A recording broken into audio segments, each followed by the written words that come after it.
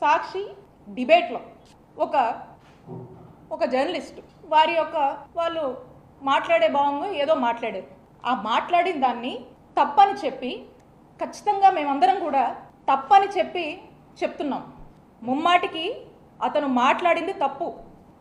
మాట్లాడింది తప్పని సాక్షి తన వివరణ ఇచ్చింది.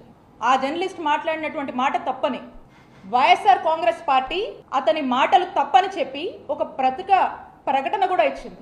నా వ్యక్తిగత అభిప్రాయం కూడా అతను మాట్లాడినటువంటి మాటలు ముమ్మాటికి తప్పే. దీన్ని మేము సమర్థించట్లేదు.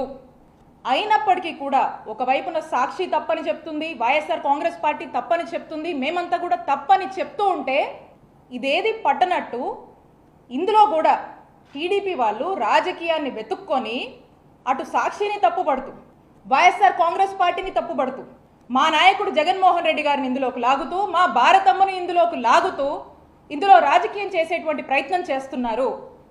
మేము తప్పని చెప్పినా కూడా ఏమీ పట్టనట్టు ఇందులో రాజకీయం వెతుక్కొని చేస్తున్నారు. ఏమనాలి దీన్ని? మేము మా నాయకుడు జగన్మోహన్ రెడ్డి గారికి, మా భారతమ్మకు ఈ జర్నలిస్టు మాట్లాడినటువంటి మాటలకు సంబంధం ఏంటని నేను అడుగుతా ఉన్నాను. ఇది తప్పని మేము ఖండిస్తూ ఉంటే అయినా కూడా పదే పదే రాజకీయంగా కల్పించుకొని దీన్ని ఎందుకు మా వాళ్ళ మీద, మా నాయకుడి మీద, మా భారతమ్మ మీద రబ్ చేసే ప్రయత్నం చేస్తున్నారు అని చెప్పి మిమ్మల్ని అడుగుతా ఉన్నాము. ఈ డైవర్షన్ పాలిటిక్స్ ఎంతలా ఉన్నాయంటే, సీనియర్ జర్నలిస్ట్ కేఎస్ఆర్ గారు వారు 5 దశాబ్దాల నుంచి జర్నలిస్ట్గా ఉన్నారు.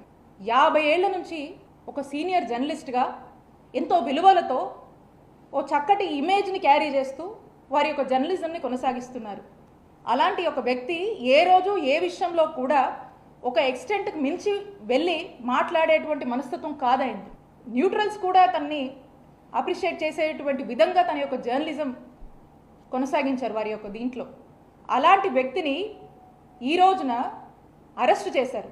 అంటే ఈ రెడ్ బుక్ పాలన ఎక్కడ దాకా వచ్చిందంటే ఈరోజు జర్నలిస్టుల వరకు కూడా వచ్చింది. ఈ రెడ్ బుక్ పాలన ఎవరికి కూడా అతీతం కాదు అని ఈరోజు ఒక పరాకాష్ఠకి చేరింది అని చెప్పడానికే ఈరోజు ఈ కేఎస్ఆర్ గారి అరెస్ట్ని మనం చూడొచ్చని తెలియజేస్తున్నాము. ఏడాది కాలం నుంచి మనం చూస్తూ ఉన్నాము. ఏదైతే ఈ రెడ్ బుక్ పాలన మొదలుపెట్టారో సామాన్య కార్యకర్తల దగ్గర నుంచి వైఎస్ఆర్ కాంగ్రెస్ పార్టీ యాక్టివిస్టులు, సోషల్ మీడియాలో యాక్టివ్గా ఉన్న వాళ్ళు, నాయకులు, మాజీ ఎమ్మెల్యేలు, మాజీ మంత్రులు, మాజీ ఎంపీలు, ఐఏఎస్లు, ఐపీఎస్లు ఈరోజు ఒక జర్నలిస్ట్ దగ్గరకు వచ్చింది.